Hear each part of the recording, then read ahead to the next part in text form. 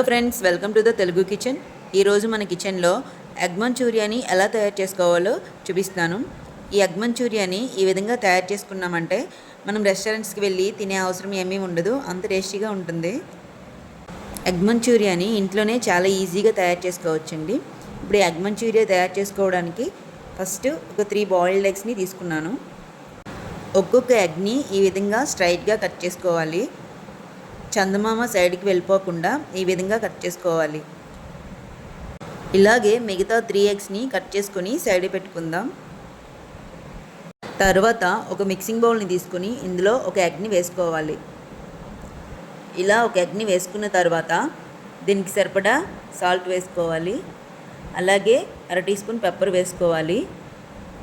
తర్వాత 1 spoon cornflour వేసుకోవాలి.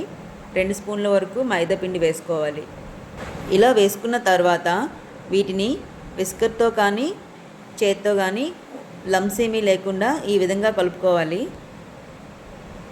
తరువాత స్టవ్ ఆన్ చేసుకొని ప్యాన్ పెట్టుకొని ఈ ప్యాన్లో ఎగ్స్ని డీప్ ఫ్రై చేసేందుకు సరిపడ్డ ఆయిల్ వేసుకోవాలి. ఆయిల్ బాగా హీట్ ఎక్కిన తర్వాత మనం ఎగ్, కార్న్ఫ్లోర్, మైదాతో ఇలా క్రీమ్లా చేసుకున్నాం కదా, ఇందులో మనం కట్ చేసుకున్న ఎగ్ పీసెస్ని ఒక్కొక్కటిగా ఈ క్రీమ్లో జాగ్రత్తగా డిప్ చేసుకున్న తర్వాత ఆయిల్లో వేసుకుని ఫ్రై చేసుకోవాలి. ఇలా గోల్డెన్ కలర్ వచ్చేంత వరకు ఫ్రై చేసుకొని వీటిని వేరే ప్లేట్లోకి తీసుకుని సైడ్కి పెట్టుకుందాం.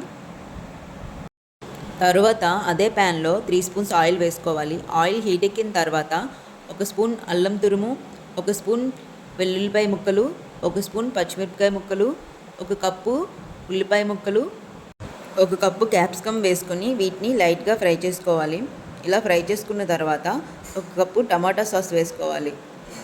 అలాగే 1/2 cup soya sauce, 1/2 teaspoon కారం వేసుకొని వీటిని చక్కగా ఫ్రై చేసుకోవాలి. టేస్ట్కి సరిపడ్డ సాల్ట్ వేసుకొని ఇవి దగ్గరగా అయ్యేంత వరకు వీటిని ఈ విధంగా ఫ్రై చేసుకోవాలి. ఇలా ఫ్రై చేసుకున్న తర్వాత ఇందులో 2 కప్స్ వరకు వాటర్ వేసుకోవాలి. వాటర్ వేసుకున్న తర్వాత మంటని హై ఫ్లేమ్లో పెట్టి వీటిని కలుపుతూ ఈ విధంగా ఉడికించుకోవాలి. మనం వేసుకున్న సాసెస్ అన్నింటినీ ఇలా దగ్గరగా ఉడికించుకున్న తర్వాత ఇందులో మనం ఫ్రై చేసుకున్న ఎగ్స్ని వేసుకోవాలి. ఈ సాస్ అంతా ఈ ఎగ్స్కి బాగా పట్టేటట్లు మంటని హై ఫ్లేమ్లో పెట్టి వీటిని ఫ్రై చేసుకోవాలి.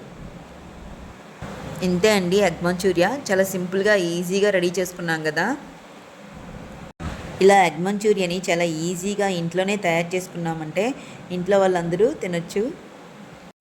పిల్లలు స్కూల్ నుంచి ఇంటికి వచ్చేసరికి మనం వాళ్ళ కోసం ఇలా ఎగ్ మంచూరియాని తయారు చేసి పెట్టామంటే వాళ్ళు చాలా హ్యాపీగా ఫీల్ అవుతారండి. ఈ ఎగ్ మంచూరియా రెసిపీ మీకు నచ్చుతుంది అనుకుంటున్నాను.